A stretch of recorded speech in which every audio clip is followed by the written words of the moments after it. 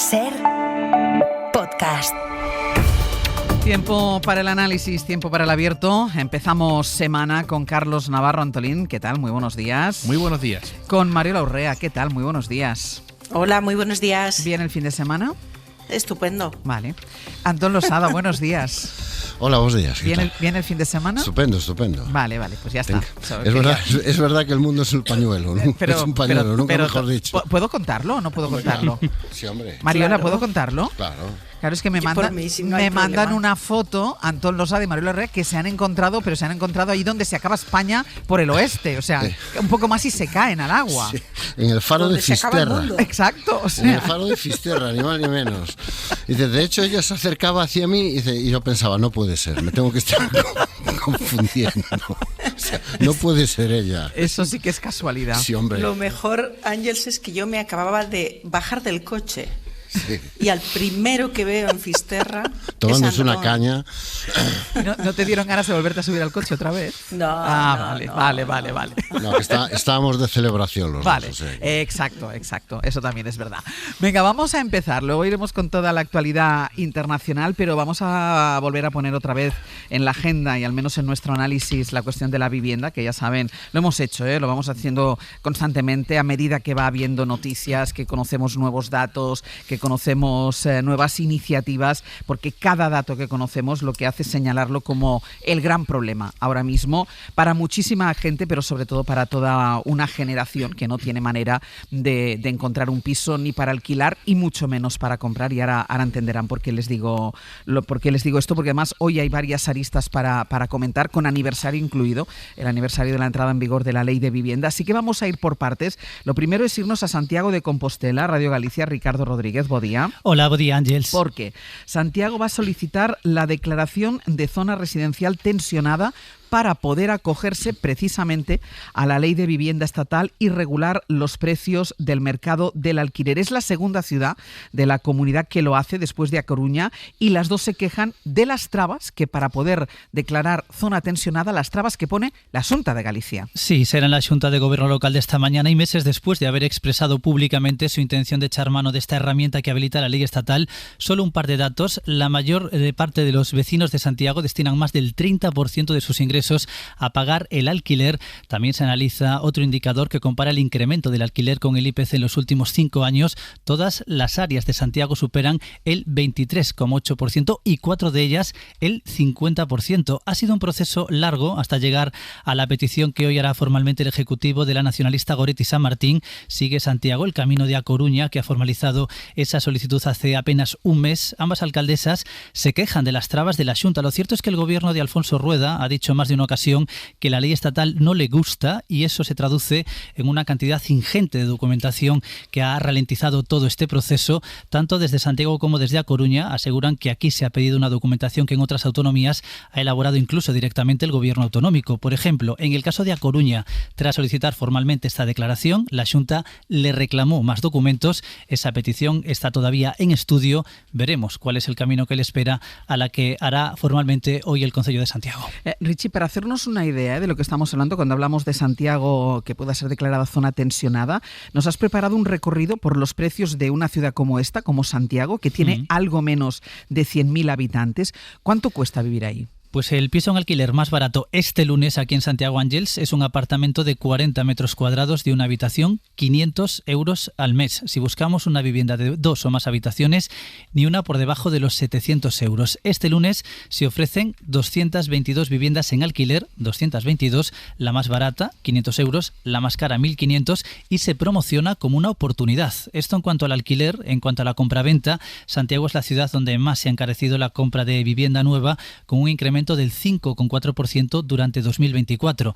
A esta situación se ha llegado después de década y media sin apenas construcción de vivienda pública en Galicia, y en una ciudad como Santiago, en la que se ha disparado la vivienda de uso turístico en una ciudad universitaria. Y ese carácter universitario nos va a dejar seguro, Ángeles, una imagen que se repite ya desde hace 2 o 3 años: las colas de universitarios tratando de encontrar un piso en las inmobiliarias, algo que cada año que pasa es una tarea más complicada. Pues Richie, gracias. Buenos días. para que Santiago pueda solicitar, declarar la ciudad zona residencial tensionada, tiene que haber existido previamente una ley de vivienda, y cuando les decía que hoy también íbamos a hablar de un aniversario, son los 2 años que se cumplen desde que el Gobierno aprobó esa ley con la que quería aliviar de alguna manera la crisis de vivienda, y eso pone sobre la mesa el balance de estos 2 años de aplicación. Pablo Anzola, buenos días. Hola, buenos días, Ángel. El balance que hace el Gobierno es positivo, dice que la ley ha funcionado, que ha servido para bajar los precios del alquiler, pero claro, solo donde se ha podido aplicar, y pide a las comunidades del Partido Popular que aprovechen este instrumento. Nos acaban de contar desde Galicia cómo el Gobierno autonómico pone trabas para poder acogerse a esta ley. Bueno, el Gobierno le pide al PP que aprovechen este instrumento, aunque para los populares la ley de vivienda, dicen, solo ha favorecido, atención, a los ocupas. Sí, Ángeles, porque lo que hace básicamente esa ley es dar herramientas a las comunidades autónomas para actuar,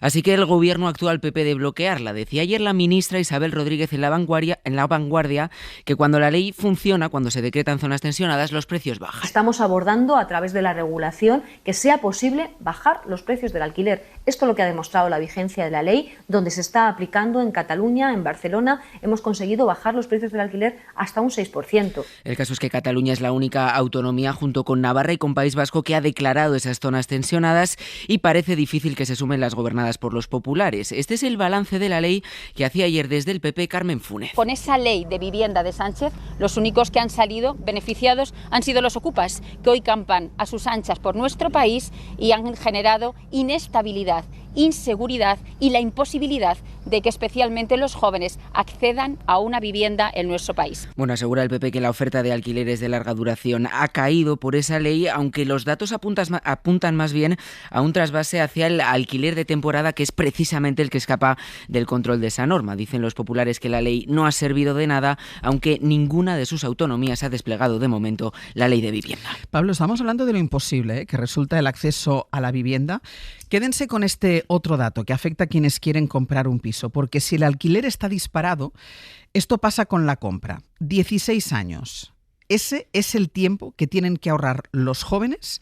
Durante 16 años tienen que ahorrar el 20% de su sueldo solo para poder pagar la entrada de una hipoteca. Pero claro, es que tienen que ahorrar el 20% de su sueldo durante 16 años mientras van pagando el alquiler, mientras tienen un sueldo precario, y esto es el círculo vicioso que impide cualquier ahorro. Sí, eso es, Áñez. La olla a presión en la que se ha convertido el alquiler es prácticamente un laberinto sin salida para muchos. Según un estudio reciente del portal inmobiliario pisos.com, un joven en España de entre 24 y 35 años tiene que ahorrar el 20% de su sueldo durante 16 años para reunir la entrada de un piso. Lo explica, lo decías, el salario, que de media apenas supera los 20.000 euros brutos anuales en esa franja de edad, y también los precios. La vivienda no solo se ha encarecido un 11% en el último año, sino que encadena subidas desde el año 2014. Precios que hacen, por ejemplo, que en Madrid hagan falta ya 25 años de ahorro para comprar, 33 años en el caso de Baleares. Y el problema, lo comentabas también, está asociado directamente al alquiler, porque según el Consejo de la Juventud, dice que la mayoría de los jóvenes, que el 40% no puede ahorrar ni 100 euros al mes. En Madrid, por ejemplo, la mayoría de ellos, 7 de cada 10 jóvenes, destina ya más de 700 euros al pago de su vivienda. Por tanto, la fotografía es la de un acceso a la propiedad no solo complicado, sino prácticamente imposible para la mayoría. Si en una ciudad como Madrid, un joven tendría que ahorrar durante 25 años, durante 16 años, el 25% de su sueldo para poder pagar la entrada de un piso. Ese es el dato, ¿no? Ese es el dato. 33, por ejemplo, en el caso de Baleares, asociado siempre a los precios más tensionados. Pablo, muchísimas gracias. Ti, quédense con todos estos datos. Vamos a hacer una pausa y a la vuelta nos iremos a Toledo, porque claro, ¿qué pasa? Que con estos datos que les estamos poniendo sobre la mesa, pues la gente se va a buscar pisos, se va a buscar casa allí donde los precios hasta el momento son un poco más asequibles. El Abierto. Ser podcast.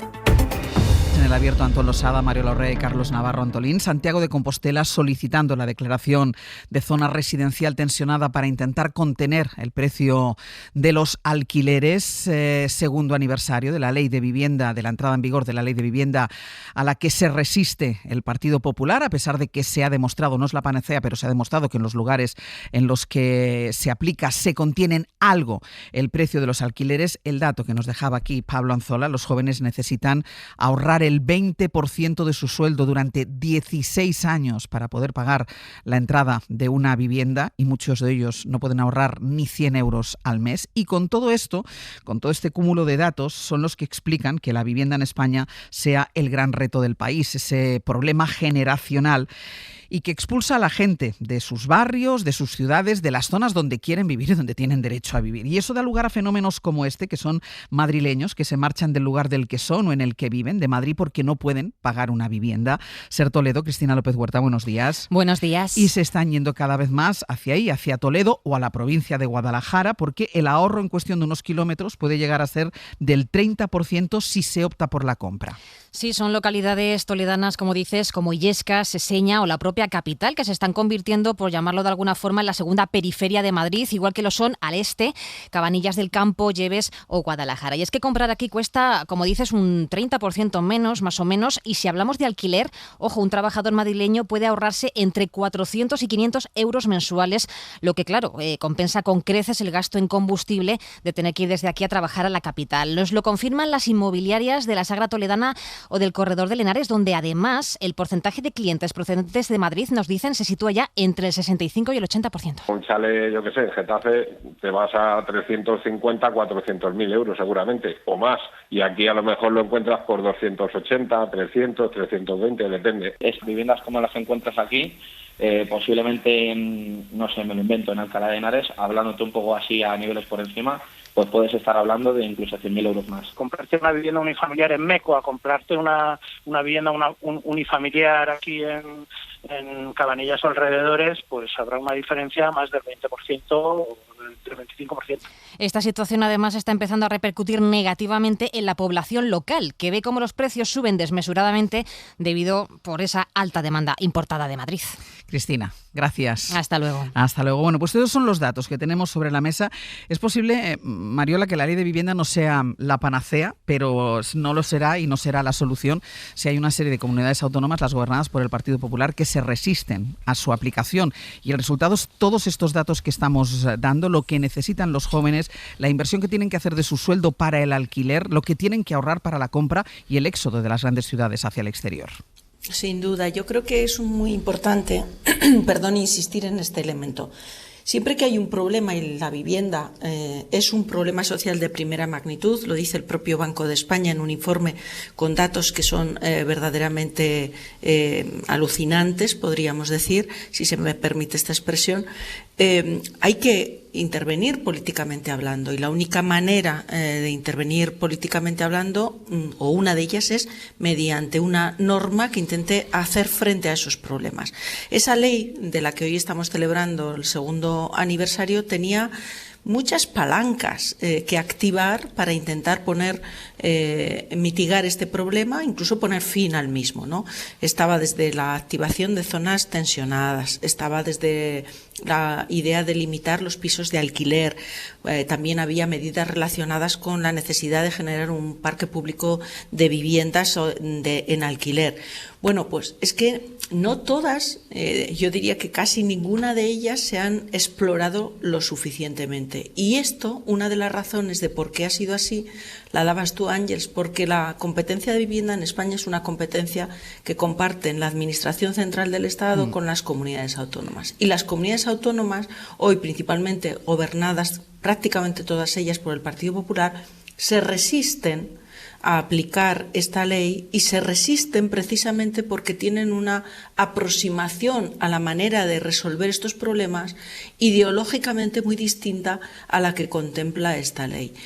Y esa lucha política y esa falta de alineamiento entre lo que es una administración autonómica y, por lo tanto, la negativa a hacer uso de todos los instrumentos que tiene esa ley del 2023, que no es la panacea, pero que tiene instrumentos que hace frente a esos problemas, coloca a los ciudadanos en una realidad que es cada vez el problema, lejos de minimizarse, cada vez el problema es más grueso. Y lo dice, insisto, ese informe del Banco de España, donde ya señala que hay 700.000 viviendas que son necesarias y sigue creciendo el número cada año. La resistencia de las comunidades del Partido Popular a aplicar la ley de la vivienda, lo que nos contaba Ricardo Rodríguez desde Santiago, pone trabas a ciudades que quieren pedir la solicitud de zona tensionada, como es el caso más reciente de Santiago, y es el gobierno autonómico el que pone trabas para que puedan conseguirlo. Carlos. A ver, por ser sintético, todo lo que sean las leyes del gobierno de la nación o medidas que incluso toman las comunidades autónomas, como facilitar los avales, todo lo que sea hacerlo cada uno por su cuenta, en la confrontación política, que es el padre nuestro de cada día, son parches porque la vivienda no solo tiene competencia, como ha dicho Mariola, el Estado y las comunidades autónomas, que efectivamente las tienen, sino los ayuntamientos. Esto es un asunto muy delicado, muy importante, de hecho estamos aquí hablando hoy de ello, y está en la agenda de los ciudadanos, de la principal preocupación que interesa y compete a tres partes.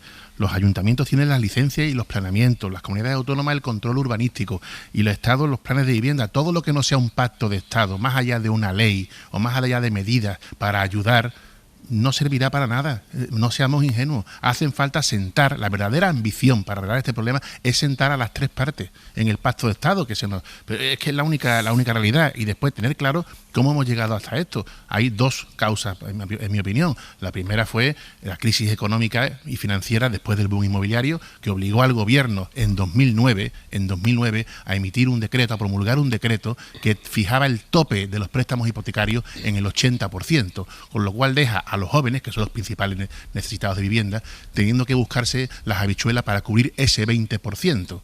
Más, no se nos olvide nunca, pagar el impuesto de transmisiones, que por ser menos de 35 años es del 3,5%. Fíjese todo lo que hay, suplir tener mucho ahorrado, efectivamente, muchísimo ahorrado, cubrir ese 20%, que ahí sí pueden hacer algo los avales que prestan las comunidades autónomas o cualquier administración pública, más tener que pagar los impuestos. Y la segunda causa, aquellos eran los años del cuerno de la abundancia, cuando los bancos daban de todo, os acordaréis que te daban el 100%, te daban un suplemento para los muebles y usted no renuncia al veraneo, que también podemos hablar de esa crisis de valores. Y después ha venido al perro flaco de la vivienda, le ha venido las enormes pulgas del turismo, que todavía reduce más el parque de vivienda, porque nadie quiere alquilar para jóvenes, quieren alquilar para turistas, que es dinero rápido y estancia corta. Entonces, las causas hay que tenerlas muy claras para poder abordar un problema que, insisto y termino, se soluciona de verdad.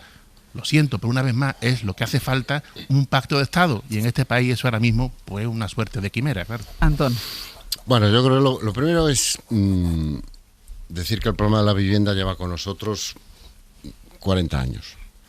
O sea, la situación que estamos viviendo ahora, la novedad con respecto a situaciones anteriores es que hasta ahora un mercado secundario que resolvía buena parte de nuestros problemas de vivienda, sobre todo la gente joven, que era el mercado de alquiler, ha dejado de funcionar.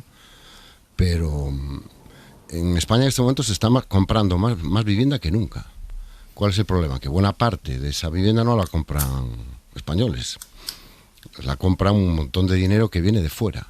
La inversión inmobiliaria se ha convertido en algo muy atractivo para inversores extranjeros. Eso, lógicamente, hace que no haya oferta en los sitios donde a todos nos gustaría vivir, cada uno en nuestra ciudad, porque ese espacio está ocupado por gente que ya vive allí y por compradores que tienen mucha más capacidad de adquisición de vivienda con nosotros.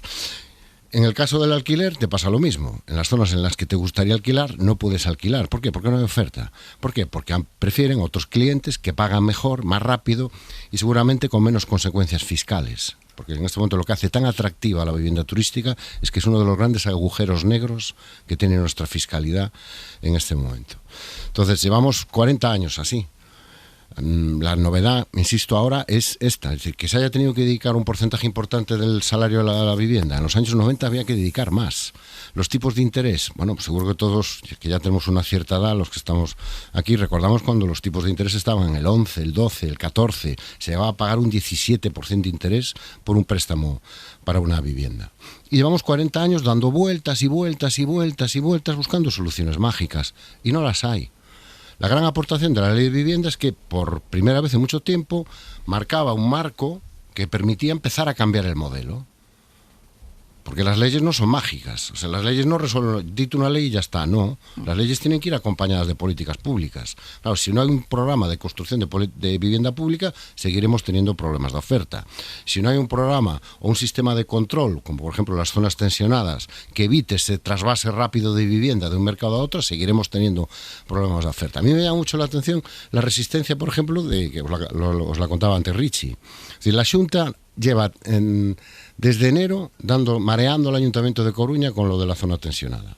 Yo creo que excepto el certificado de penales de la alcaldesa, le ha pedido toda documentación a vida y por haber. Ahora en Santiago va a empezar con el mismo proceso. Y dice, bueno, es que la Xunta de Galicia tiene un modelo de vivienda propia. No, en los últimos 5 años han construido 617 viviendas públicas. 617 en 5 años. Pero es que Feijóo en sus 14 años no llegó a las 2.000 viviendas, porque 6.000 de las que construyó ya estaban planificadas del gobierno anterior. Entonces tampoco tiene un modelo alternativo, siempre hay una resistencia básicamente ideológica a reconocer que el problema de la vivienda en España es un problema que necesita soluciones complejas y a largo plazo. Pero, Antón, es que este es el tema. Cuando pedía ese pacto de Estado, cuando pedía la reunión entre todas las administraciones, lo decía Carlos, entre todas las administraciones afectadas, claro, el problema es cuando la vivienda es una cuestión ideológica, es decir, no entra ni la cuestión económica, ni la cuestión de derecho constitucional, es que es una cuestión absolutamente ideológica. Sí, y que además no tienes ni siquiera vuelvo a poner este ejemplo, es decir, no tienes ni siquiera una política alternativa. Por ejemplo, aquí la Consellería de Vivienda que tenemos aquí se pasa los días diciendo que no, hay que incentivar a la gente para que saque los pisos al mercado. Y la última cosa que le ha ocurrido es dar una ayuda de hasta 16.000 euros para que un ciudadano particular pueda sacar un piso a alquilar al mercado, lo pueda rehabilitar, cobrando un alquiler de hasta 700 euros al mes. Y solo con el compromiso de alquilarla durante 5 años. ¿Alguien cree que eso va a resolver el problema del alquiler? Mariola. Hay que el abordaje del problema de la vivienda es un abordaje complejo, yo creo que es una y a largo plazo. Plazo. Sí. Hay un elemento que a mí me parece importante destacar. Uno es que yo creo que tenemos bastante consenso acerca del diagnóstico, de cómo hemos llegado hasta aquí y de por qué en realidad el problema de la vivienda es un problema de primera magnitud. Podríamos discutir, y quizá aquí hay diferencias entre si estamos ante un problema de oferta o ante un problema de demanda, donde también hay una aproximación ideológica. Pero en principio yo creo que la cuestión no es tanto el diagnóstico, que explica de dónde venimos y cómo hemos llegado hasta aquí. La solución es donde yo creo que nos aleja más en términos de qué palancas utilizar para poder resolver esta cuestión. Y yo quiero insistir en que la ley del 2023, que ya lleva 2 años en vigor y que tiene, como todas las leyes, imperfecciones y que obviamente no es una solución mágica, lo apuntaba Antón, creo que no podemos ignorar que hay cierta insumisión por parte de algunos poderes públicos para poner todas las herramientas que facilita esta ley a disposición de la solución del problema. Pero además Manuel, cuando ellos no plantean alternativa. Claro, y esa insumisión a la ley engorda el problema. Por lo tanto, podemos hablar de las imperfecciones de la ley, pero no podemos obviar que estamos ante un instrumento legislativo que está siendo ignorado por una parte importante de la administración pública con competencias en materia de vivienda.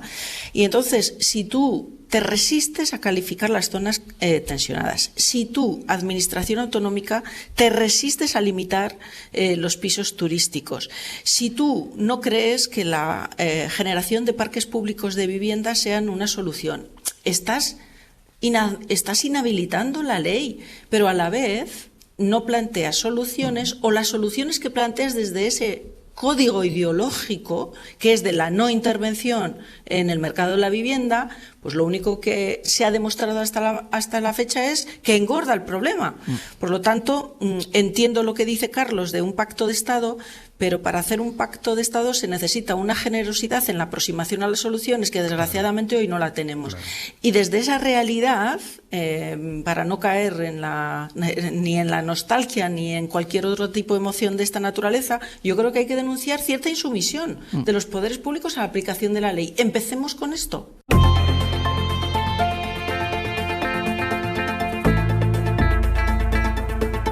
Ser Podcast. Vamos a entrar ya en los asuntos de la actualidad internacional, empezando por la ofensiva, por la guerra, por la masacre de Israel sobre la Franja de Gaza, porque España ha pedido este fin de semana una coalición internacional para imponer más sanciones a Israel, que pasan por un por un embargo de armamento, y aplicar sanciones a líderes israelíes, como por ejemplo se ha hecho con Rusia, por la ofensiva de Ucrania, que después hablaremos también de ella. Pablo Morán, buenos días. Hola Ángels, buenos días. Lo ha propuesto el Gobierno de España en una cumbre internacional que se celebró ayer domingo aquí en Madrid. Asistieron una treintena de países, varios de ellos europeos, a los que España reclama suspender de manera inmediata el acuerdo de asociación con Israel, que la Comisión va a revisar para estudiar violaciones de los derechos humanos. Sí, de entrada la Comisión está obligada a hacerlo porque hay una mayoría de países que apuestan por ello, como recordaba anoche el ministro en Hora 25. España llevaba junto con Irlanda un año solicitando esa revisión. Por fin lo hemos conseguido. Éramos ya 17. Hay una muy amplia mayoría para ello. Y eso está, por supuesto, conmoviendo muchas conciencias y cambiando la opinión de muchos países. Esta es solo una de las acciones concretas que España propuso este domingo, aprovechando ese escaparate de la cumbre con países árabes en Madrid. Reclama la suspensión de ese acuerdo de asociación por parte de Europa, pero también un embargo de armas y sanciones a aquellos que promueven el exterminio de la población palestina. Hay que seguir ampliando esa lista. No podemos permitir que haya personas frente a las cámaras de televisión que son completamente contrarios a los derechos humanos. Tienen que saber que desde luego no serán bienvenidos en Europa. En general, la cita de ayer en Madrid fue otra llamada global para que Israel pare el asedio a la franja y a favor de la solución de los dos estados.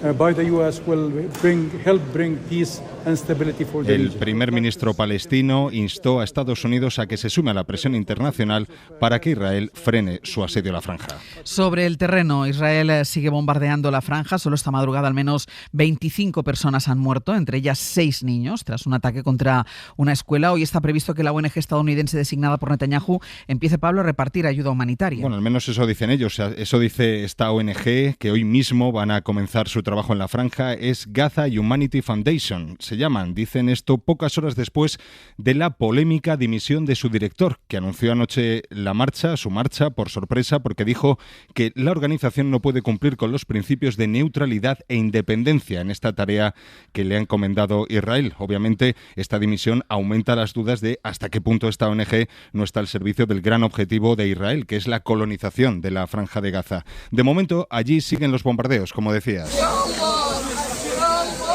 Y de nuevo con una imagen que representa el infierno en tierra palestina. El ataque a esa escuela que servía de refugio a desplazados gazatíes. La última actualización eleva la cifra de víctimas al menos 30. Muchos han muerto quemados vivos. Pablo, gracias. A ti, hasta ahora. Pues fue José Manuel Álvarez, el ministro de Exteriores, quien lideró ayer esa cumbre de la que salen estas 3 ideas: la suspensión de la asociación con Israel, el embargo de armas y las sanciones a ese país, incluso sanciones individuales. No se descarta que incluso al propio Netanyahu. Y claro, yo la pregunta que me hago, Antón, después de esto es, bueno, ¿y qué? Bueno, ¿y qué? Pero esta es la última esperanza que le queda al pueblo palestino. Ya, se llama Europa. Pero cuesta mucho que lo que sale de Europa, o las intenciones y el tono que se va elevando en Europa, que esto es incuestionable, cuesta mucho que se transforme en algo. Cuesta mucho que se transforme en algo, primero porque Europa es como es y la Unión Europea es como es, y no todos los gobiernos están en la misma dirección. Lo recordaba el ministro y lo recordaba el otro día Borrell en una entrevista en esta casa, ¿no? Esto lo pidieron Irlanda y España hace 15 meses y 30.000 muertos menos. Bueno, ya hay 17 países de este lado, es un progreso. Pero es lo único que tiene en este momento el pueblo palestino. O sea, no va a tener la ayuda de Estados Unidos ni de Donald Trump. No va a ser el mediador ni el solucionador, y tampoco está teniendo la ayuda de los países árabes. Los grandes países árabes en una oportunidad para liquidar en esta guerra de poder que se traen entre Irán y Arabia Saudí, ¿no? Para liquidar a potenciales aliados de Irán. Y si hay que sacrificar al pueblo palestino, se le sacrifica. Como llevan a 100%, por cierto, la mayor parte naciones árabes en los últimos 40 años. O sea, el pueblo palestino, su gran problema es que tiene muchos enemigos y a veces sus amigos y sus hermanos son sus peores enemigos, ¿no? Entonces, yo comparto el desencanto. A mí me gustaría que se hiciera muchísimo más rápido, pero yo veo algunos signos que me parece que es conveniente alentar. Llegan tarde, sí, pero es lo que hay. Entonces vamos a dejar de lamentarnos por lo tarde que llegan y vamos a intentar empujarlos en la buena dirección. Y la buena dirección yo creo que se apuntó en las conclusiones que se están sacando en esta reunión en Madrid. Primero es importante el listado de países que han venido. Es decir, los grandes países europeos, con la excepción de Alemania, estaban ahí. Alemania está empezando a rectificar su posición. Alemania es el gran bastión que le queda a Israel en la Unión Europea. Si Alemania gira, toda la Unión Europea va a girar en esa dirección. Y actúa sobre lo que se puede actuar frente a Netanyahu, que es suspender las relaciones comerciales. Somos el principal mercado de Israel, suspender la venta de armas, pero suspenderla al 100%, y iniciar la presión internacional y las presiones legales para señalar a Netanyahu internacionalmente. Pero incluso, Antón, la suspensión de la venta de armas, lo hemos comprobado aquí en España, a la posibilidad ya han salido voces dentro del propio gobierno, hablando de la dificultad, no de la voluntad, de la dificultad para hacerlo. Pues si hay voluntad, no hay dificultad que no se pueda saltar adelante. Pero lo que ayer lo decía el ministro en la entrevista que le concedió por la noche a Aida Baola en esta Santa Casa, en la cadena SER. O sea, el tiempo de las palabras ya ha pasado. El tiempo de las palabras, de las declaraciones, de las fotos, de las intenciones. Yo le tomo la palabra al ministro Álvarez. Ha llegado el momento de la acción. La acción significa que es pasar de vamos a suspender la venta de armas a Israel a suspenderla efectivamente, al 100%. Y ese es el compromiso que por lo menos creo que ha adquirido el gobierno español, por lo menos en las declaraciones que yo he escuchado. Y eso es lo que yo exijo que se haga. Y si lo hace España, pues igual que hace 15 meses estaban España e Irlanda sola, pues si puede empezar España, a lo mejor dentro de 2 o 3 meses ya no está España sola, sino que muchos de los países que tampoco estaban al principio y ahora están, pues están también en la misma dirección. Carlos. Sí, la acción que es la que hace falta, efectivamente, pero tiene que venir de sitios que sean verdaderamente determinantes, ¿no? Que son los Estados Unidos, la OTAN y efectivamente la Unión Europea. Estos foros, no seré yo quien les quite importancia, pero bueno, suman porque presionan a Netanyahu, lo aíslan, van robusteciendo ese estado de opinión contrario y por supuesto a la brutalidad a la que estamos asistiendo, suma a la opinión pública pues a denunciar que la lucha contra los terroristas nunca puede justificar dejar a la gente morir de hambre, denunciar la brutalidad no es ser antisemita. Todo eso va sumando, pero las decisiones de verdad tienen que venir en otros foros, ¿no? El propio primer ministro palestino ayer en Madrid pues lo dijo, ¿no? Si Europa y Estados Unidos adoptan sanciones serias es cuando Israel no va a tener más remedio que escuchar, ¿no? Entonces, bueno, pues, y por cierto, pedir el embargo de armas a Israel, yo creo que Israel es más vendedor de armas que comprador, ¿no? Incluso con cierto país como España tenía un contrato hasta hace 2 meses de 6,5 millones de euros porque le íbamos a comprar balas. Pero ya no lo tiene. Ya no lo tiene. Bueno, lo que tú has dicho es todavía verdad. Todavía no está cancelado al 100%. También es verdad. Lo que tú has dicho es verdad, Antón, ya no lo tiene, aunque se está resolviendo la parte jurídica, pero que es un grado de cinismo un poquito elocuente, ¿no? Nada más por apuntarlo. Mariola. Mira, a mí me gusta de la cumbre de ayer que hemos visto un Madrid no solo de la libertad, sino un Madrid de la dignidad. Y creo que esto es un elemento positivo y además que lidere este movimiento España, creo que dota de fortaleza a nuestra política exterior con independencia de los resultados materiales que podamos alcanzar.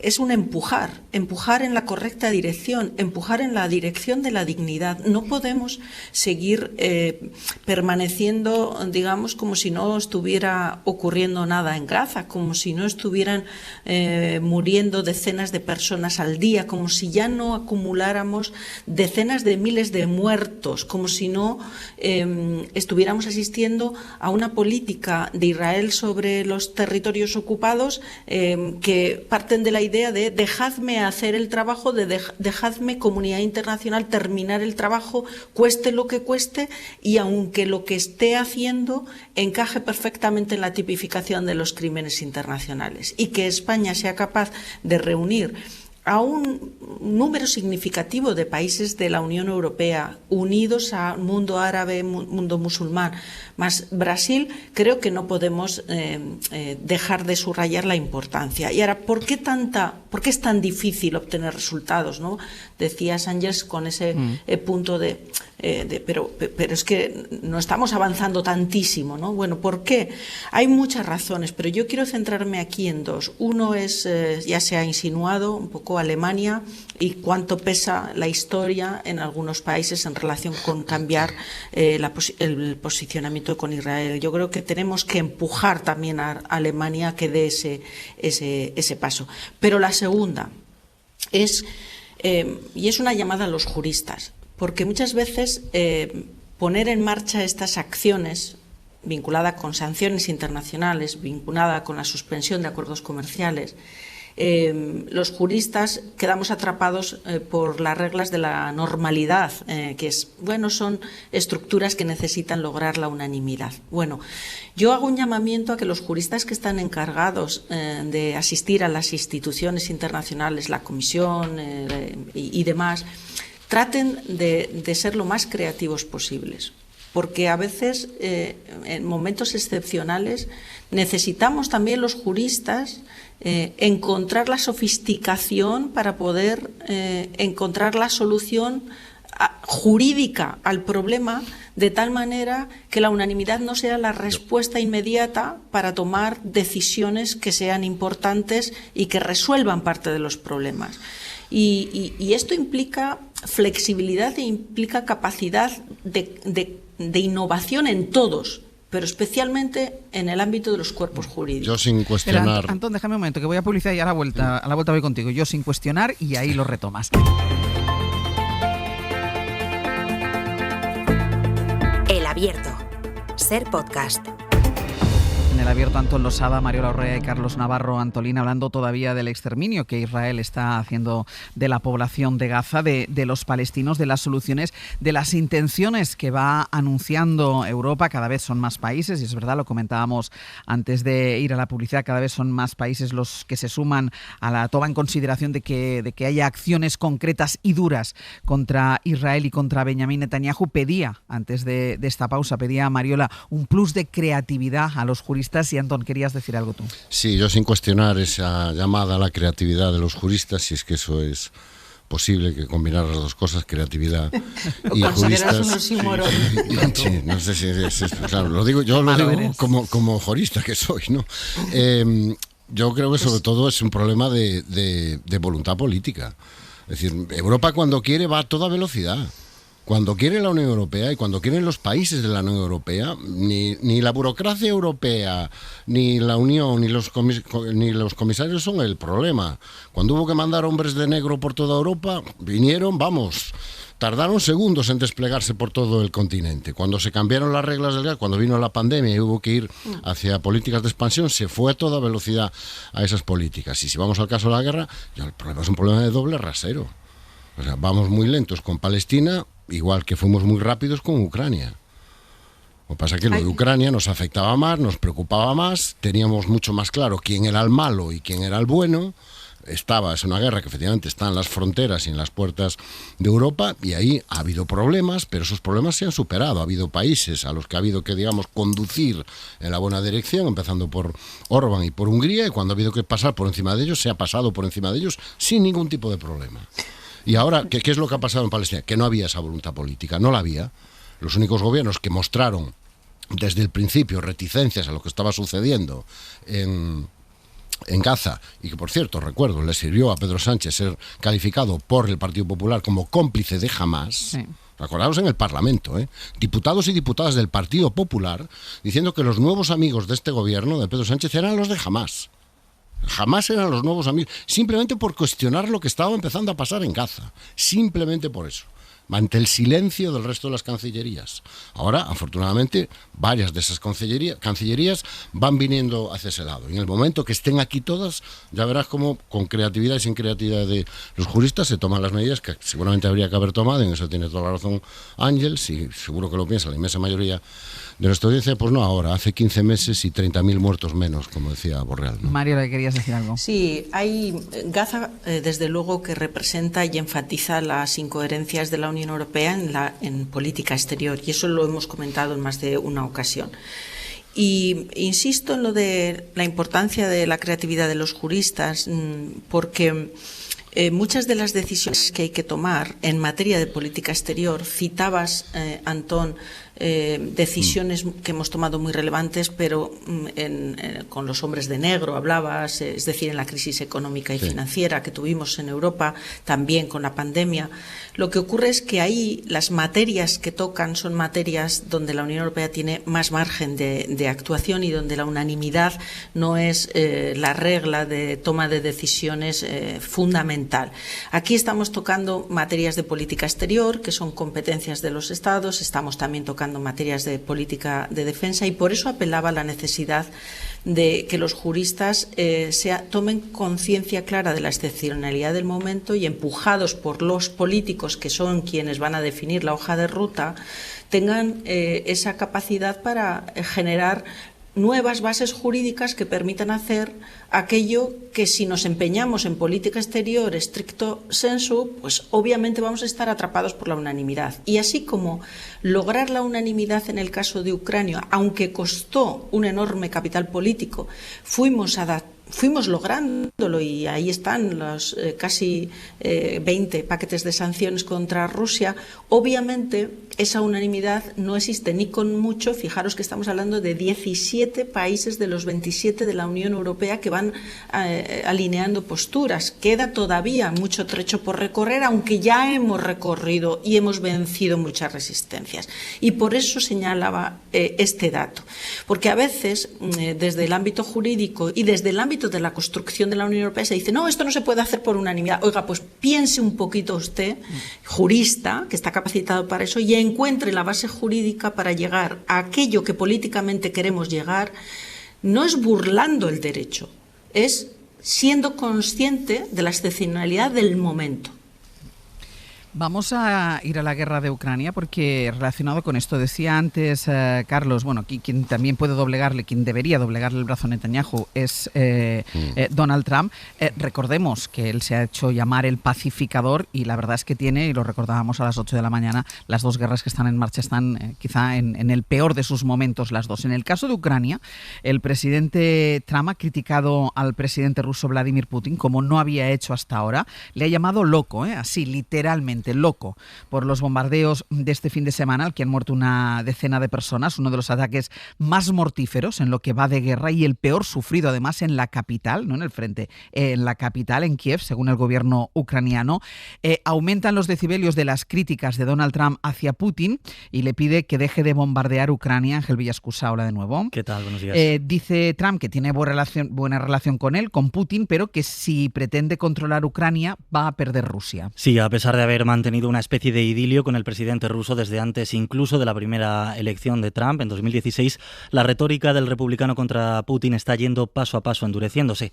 Anoche, antes de subirse al avión presidencial,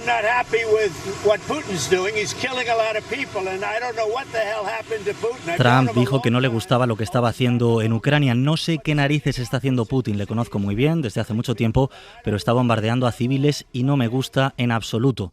Después, en un mensaje, lo decías en su red social, Truth Social, ha ido más allá y literalmente escribe: Putin se ha vuelto completamente loco por esos ataques contra Ucrania, y luego le advierte además de que si quiere tomar toda Ucrania, esto va a provocar la caída de Rusia. Decimos que Trump va poco a poco escalando la retórica, porque hace justo un mes, el pasado 26 de abril, fue cuando en su red social escribió ese también conocido Vladimir Stop. Por cierto, que en el mensaje de Truth Social de esta noche también hay críticas de Trump contra Zelensky, a quien ha afeado su retórica.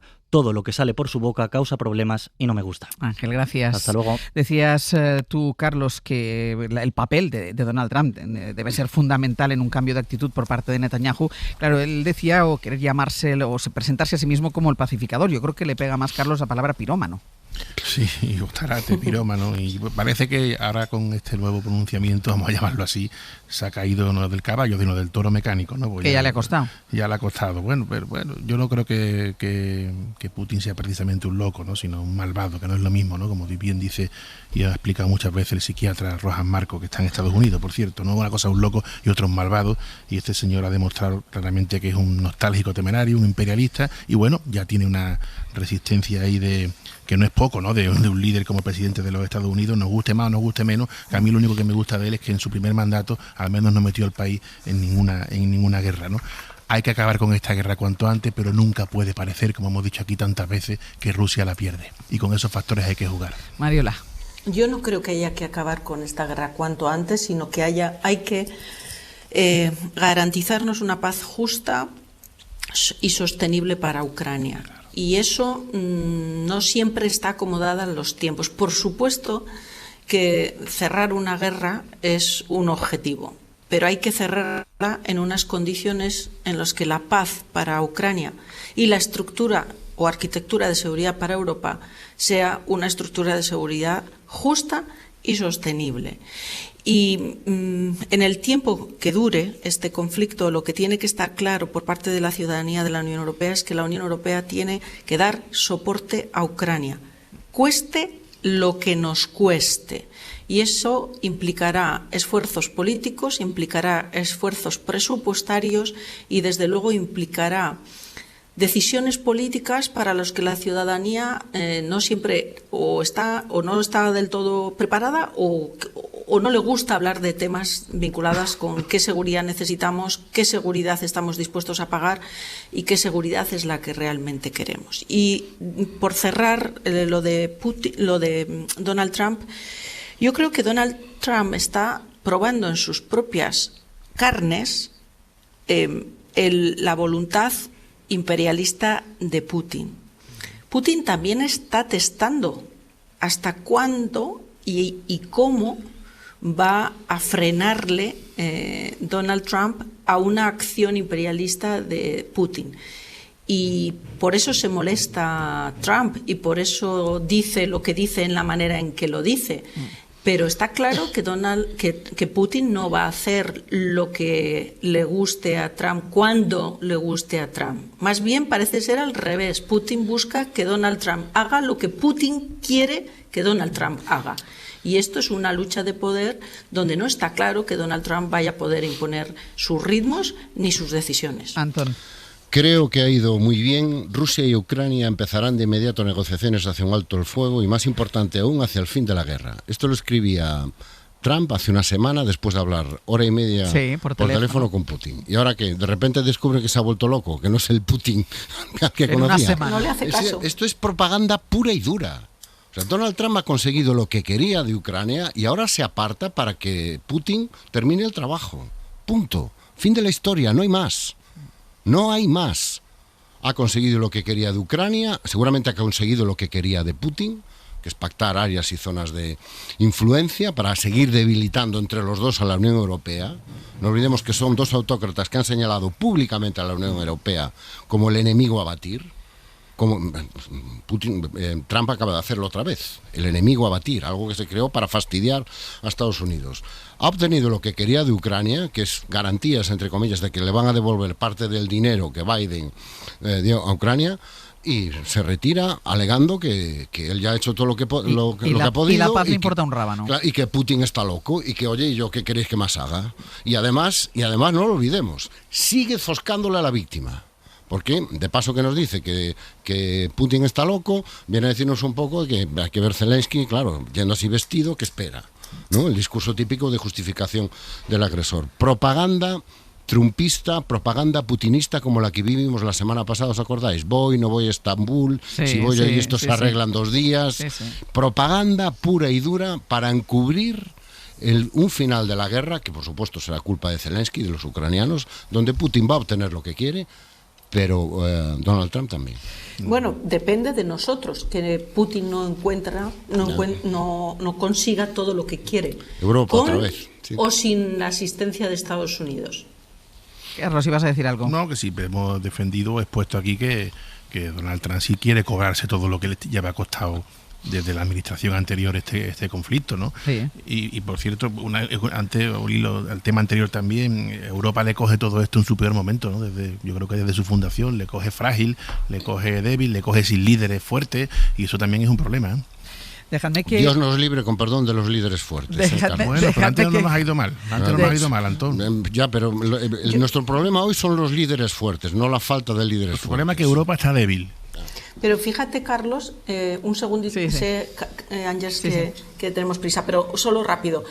Esa era la tesis de Putin. Putin decía, la Unión Europea está en un momento débil, ahora es cuando yo puedo agredir a Ucrania y quedarme con toda Ucrania. Y la respuesta de la Unión Europea a Putin ha sido una sorpresa para Putin, porque ha garantizado la unidad política y ha hecho frente a la agresión, dándole el soporte a Ucrania durante más de 3 años. La idea es, ahora no podemos claudicar. Con ayuda de Estados Unidos.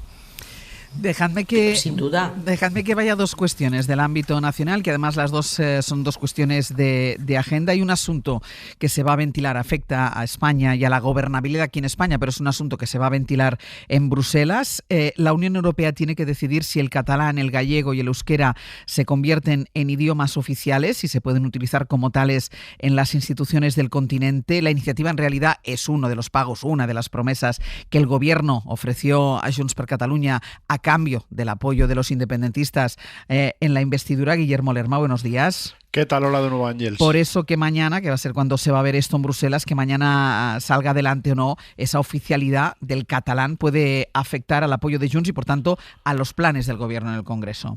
Sí, donde el PSOE busca además la forma de cerrar el curso con algún avance en las leyes pendientes. El gobierno considera que esa votación de mañana para la oficialidad del catalán es clave de cara a cumplir con los compromisos con los socios. La Moncloa necesita un apoyo unánime de los 27 países de la Unión Europea. Son conscientes de la dificultad que supone lograrlo, pero hay esperanzas. Nadie ha expresado públicamente su intención de vetar la iniciativa, así que el PSOE no tira la toalla. Confían en poder lograrlo, aunque en las últimas horas se están denunciando también los movimientos del PP en Europa para convencer a algún gobierno afín a posicionarse en el no. En cualquier caso, el objetivo de la Moncloa es hacer ver a Junts, sobre todo, que se ha hecho todo lo posible, que la defensa de la oficialidad del catalán ha sido absoluta, con implicación, dicen, al máximo nivel del ministro de Exteriores. El Ejecutivo busca normalizar esa relación con Junts, dando un impulso a la mayoría de la investidura. Hay grupos pidiendo retomar la agenda legislativa a medio gas ante la falta de mayorías para sacar adelante reformas de calado. Asumida la falta de presupuestos, tampoco hay votos para otros asuntos importantes que llevan semanas sin avanzar en el Congreso, por ejemplo, la delegación de competencias en inmigración o la ley sobre las acciones judiciales abusivas. El PSOE confía en que el pronunciamiento del Constitucional sobre la amnistía este mes de junio también ayuda a impulsar esa agenda legislativa en el Congreso y a normalizar también esa relación con los socios. Guille, gracias. Hasta luego. Junts sabe que el gobierno ha hecho todo lo posible por la oficialidad del catalán en Europa. Junts sabe que también el gobierno ha hecho posible la ley de amnistía. Otra cosa es que luego los jueces la apliquen o no la apliquen. Junts saben cuál es la parte del gobierno y cuál es la parte en la que el gobierno ya no puede hacer nada. Pero a Junts esto también le da, Mariola, absolutamente igual. Es así. Hay un elemento que es importante en esta cuestión. El gobierno está tomando todas las decisiones que configuraban parte del acuerdo de gobernabilidad o del pacto de legislatura con Junts, ¿no? Obviamente, Junts no puede aspirar a objetivos de resultado porque el resultado, ya sea en la aplicación de la ley de amnistía que tú señalabas o la consecución del catalán y las otras lenguas cooficiales de España como lenguas oficiales de la Unión Europea, no dependen exclusivamente de España, dependen de una acción diplomática y una acción política que necesita reunir, volvemos otra vez a la unanimidad en la Unión Europea, ¿no? Entonces, la pregunta para mí clave es, con independencia de lo que ocurra mañana y del resultado, es, primero, si sale adelante, ¿esto qué garantiza? Garantiza desbloquear la agenda legislativa, pero estamos hablando dentro de esa agenda legislativa también de los presupuestos, ¿sí o no? Y 2, si mañana el catalán no se convierte en lengua oficial de la Unión Europea, la pregunta es, ¿qué ocurre? ¿Cuál es el siguiente escalón político de Junts? Es romper el pacto de legislatura, simplemente seguir ralentizando la agenda legislativa de la legislatura. Y yo creo que esto es relevante a los efectos un poco de poder valorar y poder evaluar el grado de cumplimiento de la agenda política y legislativa del Gobierno con cada uno individualmente de los socios con los que llevo acuerdos. Carlos. Bueno, lo del idioma, la iniciativa esta, pues se sabe desde el principio que no va a ningún lado, ¿no? A margen de que sea un disparate, que no hace falta unanimidad, que eso es absolutamente imposible. Y el coste, si saliera adelante, el coste sería tremendo, el coste económico. La clave, ¿cuál es? Lo bueno, lo positivo, ¿no? Por ser siempre positivo, que una vez más no sale, no prospera una de las exigencias de Junts. Recordamos que hay 4 pilares básicos en ese acuerdo alcanzado con un partido dirigido por un señor que se fugó en el maletero de un coche, ¿no? La financiación, la amnistía, el control de la inmigración, la transferencia de esas competencias y el uso, la cooficialidad del catalán en la Unión Europea. Ninguna de esas 4 ha salido, con lo cual yo no sé si es porque el presidente del gobierno los ha timado, que si los ha timado me alegro, o porque si una vez más un partido independentista es víctima de su propia creencia de creer que el gobierno es la ventanilla única. Y efectivamente el gobierno no puede ir más allá, tiene sus competencias limitadas, porque ya depende para unas cosas de los jueces, para otras de la Unión Europea, y no puede más. Pero los independentistas siempre, de todo tipo, se han sentido muy cómodos creyendo que el interlocutor único para alcanzar sus objetivos siempre insaciables es el Ejecutivo, y eso es un fallo de origen. Antón. Bueno, yo no tengo tan claro que no vaya a salir. ¿Hace falta unanimidad? Bueno, no es exactamente así. Lo que hace falta es que nadie lo vete. No significa que todo el mundo tenga que votar a favor. Lo que se necesita es que no haya un solo voto en contra. Y a mí eso no me parece un objetivo inalcanzable. Y es más, parece que el gobierno español está bastante decidido a que se vote, lo cual me indica que la información que maneja le permite manejar con cierta confianza ese escenario en vísperas. Ya veremos lo que sucede mañana. Igual que sabemos también que el Partido Popular está haciendo todo lo posible para que alguno de los gobiernos de derecha que gobiernan ahora mismo en Europa pues ponga un veto que es difícil de explicar, porque llega el gobierno húngaro y dice, pues no. Y dices tú, bueno, ¿y ahora van esto que exactamente en qué le afecta, en qué le importa? El coste económico, bueno, se estima, a mí me parece una sobreestimación, pero vamos a decirle, 132 millones de euros puede costar. Sí. A mí no sé cuánto será 132 millones de euros en el presupuesto de la Unión Europea, pero no creo que lleve a la bancarrota a la Unión. Y es una decisión que incorpora potentes elementos de legitimidad, de reconocimiento del proyecto de la Europa de las regiones. No olvidemos que la dimensión regional es muy importante en el proceso de construcción europea, especialmente en las 2 últimas décadas. Entonces, ir incorporando idiomas que representan a amplias regiones potentes, regiones que tienen una identidad, que tienen un peso, que están en el Comité de las Regiones. Galicia ha presidido el Comité de las Regiones con Fraga durante bastante tiempo. Me parece que a lo mejor el coste no es tan elevado, si compensamos el coste económico con los beneficios políticos. Yo intuyo que mañana lo que pueda salir es algo que el gobierno pueda presentar como un principio de acuerdo. Bueno, se hablaba esta mañana en la información que daba la SER de una implantación gradual, que no fuera de golpe, sino que fuera a través de un planning, ¿no? Un cronograma donde se fueran incorporando diversos servicios, de forma que el gobierno pueda decir que está cumpliendo el acuerdo y Junts pueda quejarse y al mismo tiempo mantener el acuerdo, que es la posición favorita de, es lo que más le gusta. Junts, claro. Por un lado me quejo porque no es exactamente lo que yo quería, pero va a romper usted. No lo veo, porque yo creo que ya podemos asumir todos, Ángels, con la experiencia que tenemos tú y yo en este tema de Junts, que a Junts no regala estabilidad. No. A Junts lo que le hace fuerte es la inestabilidad. Y si mañana se aprobara esto en el Parlamento Europeo, Junts pues encontraría otro argumento. ¿O habría algún problema en el acuerdo del Parlamento Europeo? Mariola. Es que en el momento en que Junts, digamos, consiga todo lo que pide, obviamente se acaba su fuerza política, ¿no? Pero yo quería apuntar esto de la gradualidad de la aplicación de las medidas, que me parece interesante, porque hay que recordar, y esto es importante, que el catalán se puede utilizar ya en el ámbito del Consejo de la Unión Europea. Cuando las comunidades autónomas, en el marco del ejercicio de sus competencias, pueden tomar parte de las reuniones del Consejo en el marco de la delegación española, ahí el representante autonómico puede utilizar su idioma cooficial. Y se hace desde hace muchos años con absoluta naturalidad. Por lo tanto, el catalán ya se usa en el Consejo de la Unión Europea cuando se tratan temas de competencias de las comunidades autónomas, o el euskera, o el gallego, o el valenciano. Y esto vale la pena también insistir para que el ciudadano sea consciente que esto ya ocurre. Pero ¿no os acordáis de la aquí, escalera de lo que estamos hablando? La escalera que se montó cuando se implantó en el Congreso Español. El coste, bueno, millones en traductores. ¿Quién habla de eso? Y se ha absorbido sin ningún problema. Con total normalidad. Espera, que termina Mariola.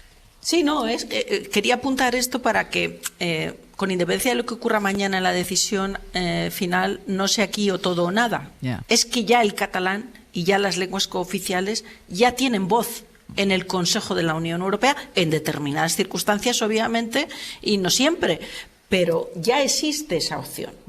La última cosa que quiero contar y comentar con vosotros es algo que va a suceder en un juzgado de Madrid a partir de las 12 del mediodía. Por primera vez, exmiembros del gobierno de Isabel Díaz Ayuso van a declarar como imputados para responder a su gestión de las residencias de ancianos durante la pandemia. Recordarán, porque el caso ha trascendido Madrid, tuvo miles de muertos, más de 7.200, según el dato que ofreció en su momento el propio gobierno autonómico, muertos en esas residencias, y que las familias achacan muchos de estos fallecimientos a los conocidos como protocolos de la vergüenza. No solo las muertes, sino el sufrimiento por el que pasaron muchos de estos ancianos por la falta de asistencia médica durante la pandemia. Radio Madrid, Elena Jiménez, buenos días. Hola, ¿qué tal? Muy buenas. Recordemos que esos protocolos, Elena, impedían derivar a los ancianos a un hospital y los dejaron sin médico en muchas ocasiones. Ha habido varias demandas archivadas hasta ahora, que esta sienta como imputados a 2 exaltos cargos de Díaz Ayuso y a otro exasesor de su gobierno en esta materia. Sí, lo más lejos que se había llegado hasta ahora en los juzgados era a la citación como investigadas de directoras de residencias de mayores. Pero la denuncia colectiva de más de 100 familias ante la Fiscalía por el delito de denegar la asistencia sanitaria por motivos discriminatorios ha hecho que se haya subido ese escalón y se haya llegado a cargos que formaron parte del gobierno de Ayuso. Hoy van como investigados Carlos Mur y Francisco Javier Martínez Peromingo, que estuvieron en la elaboración de los conocidos como protocolos de la vergüenza, y Antonio Burgueño, a quien se le encargó el plan de choque que supuestamente iba a medicalizar las residencias y que no se llegaron a medicalizar. Las familias esperan ahora que sirva para saber quién dio la orden de aplicar los protocolos. Carmen López, de Marea de Residencias. Sabemos que al ser imputados no tienen necesidad de decir verdad, no tienen la obligación, pero esperamos que lo digan y que tiren del hilo para que llegara a los máximos responsables. Bueno, lo que quieren saber es cuál fue la implicación de Ayuso y del que fue su consejero de Sanidad, Enrique Ruiz Escudero, que hoy es diputado en la Asamblea de Madrid y también senador. Los citados hoy ya no están en sus cargos de entonces. Mur es psiquiatra en Andorra, Peromingo trabaja en un hospital que pertenece al Grupo Quirón, pero que está concertado con la Comunidad de Madrid, y Burgueño ya no es asesor. Elena, gracias. Hasta luego. Gracias, hasta luego. Es un tema que tensa especialmente a la presidenta de la Comunidad de Madrid, y recordemos la respuesta un día en una sesión de control cuando le pedían explicaciones, como hacen constantemente los partidos de la oposición, y ella les dijo eso de siempre están ustedes con las mismas mierdas, pero hoy 2 ex cargos de su gobierno testifican como imputados, y el cerco, bueno, pues se va cerrando, se va apretando más en torno a ella, Carlos. Pues me parece estupendo que vayan a rendir cuenta ante el Poder Judicial, en el que yo siempre confío cuando llaman de un sitio o de otro, máxime cuando aquí estamos hablando de tantísimas vidas humanas. Todo lo que se haga por saber la verdad aquí será poco, las víctimas merecen que se investigue, y además, desde luego, se puede desear que no hay ningún problema, que este sistema judicial español es garantista con todos sus derechos, la garantía está en el propio proceso, así que comparezcan, y si el investigado tienen que pasar a procesado, que pasen.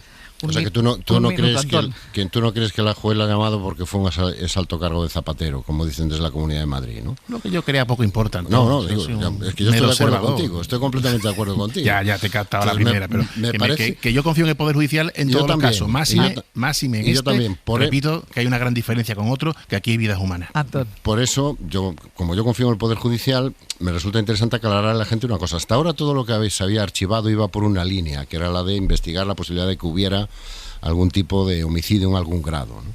Pero esta línea que se abre es nueva, es un delito nuevo que hasta ahora no había sido investigado con este detalle, que es la denegación de auxilio. Y yo creo que si esto reabre completamente jurídicamente, pero también políticamente, un asunto por el que Isabel Díaz Ayuso lleva 5 años eludiendo dar explicaciones. Un minutito, Mariola.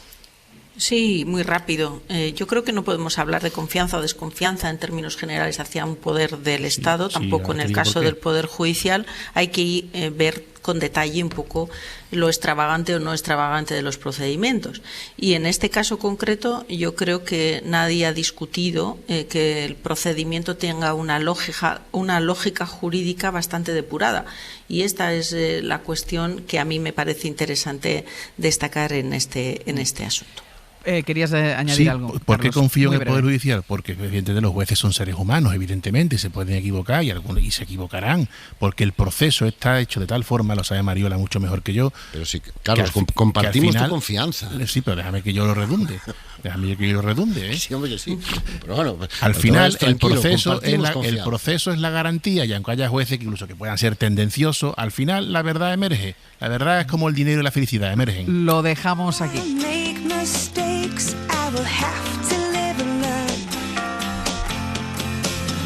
Pues vamos a ir terminando el abierto, que ya están aquí Pepe Rubio, Sergio Castro, buenos días. ¿Qué tal? Muy buenos días. Con el menú para la segunda parte del programa. Bueno, vamos a empezar como todos los lunes contando con Boppo. Ya sabe que intercambiamos dudas, incertidumbres, a cambio de algunas buenas certezas. Eso va a ser posible a partir de las 10 y unos minutos con Boppo. Nunca sabemos exactamente qué resoluciones da Boppo después, si le sirvieron o no a la gente. Queda ahí un poco la cosa... Casi mejor que no preguntemos. Bueno, quizás es complicado preguntarlo. Después, a las 10:30, Antón, ha sido el fin de semana de las despedidas. Se ha marchado Luka Modric, también Ancelotti. Lo ha hecho Óscar de Marcos con un discurso que debería ponerse en los partidos infantiles todos los fines de semana. Lo escucharemos. Pero ha sido también, sobre todo, el gran día, el gran fin de semana del fútbol femenino con la final de la Champions, lo que vamos a aprovechar con Rafa Cabaleira y también con Gal Reguera para hablar del fútbol femenino durante este tramo. Vale, ¿qué más haremos? El ascenso del Celta no. Todo... Oye, que a las 6 y 10 de la mañana ha sonado el himno del Celta, Perdona, no escuché muchas voces tarareándolo, pero doy fe de ello. Porque a lo mejor no nos lo sabíamos, pero no, ha sonado, no es fácil además el himno del Celta, Pero es el de Tangana. No reabras esa, no. Pero a mí me gusta, Sí, a mí también, pero no circules por ese tema que aquí. Y espera que esta semana sonará el del Betis. También. Claro, el miércoles. Ya veremos, primero tiene que jugar y tiene que ganar. Primero tiene que jugar y tiene que ganar. Sonará igual. Pues ya está, claro que sí, Antón. El artesano Pablo Ortiz de Zárate hoy nos habla del arte del mayor símbolo de resistencia palestino, Jandala, personaje de humor gráfico, y hablamos de él para explicar cómo es el arte para ayudar a resistir, ¿vale? Muy bien. Y en Mitos 2.0, hoy los refranes siempre tienen razón. No. Los refranes siempre tienen razón. No. ¿Tú dices que no, Antón? No, qué petardada, por favor, lo de los refranes. ¿No te gustan los refranes? Nada, y la gente que va con el refranero en la cabeza. Pues mira, además ahora con Google se pone... Sastre y yo al día podemos decir 100 veces lo de qui día pasa año empeñ. Sí. Lo decimos Sastre y yo todos los días muchas veces. Sí. Antón, repite que no soportas a esa gente, venga. Totalmente. Qui día pasa año empeñ. Pero igual no es como un refrán. Es un refrán. Sí. No mal que te había ocurrido a ti la frase. Ni cuerpo que lo resista, en fin, de verdad. Creo que no les gusta vuestro tema. Bueno, porque ya ven el 900, 100, 800. Venga. Pues terminamos aquí. Antón Losada, Mariola Urrea, Carlos Navarro Antolín. Hasta la semana que viene. Adiós. Un abrazo. Adiós.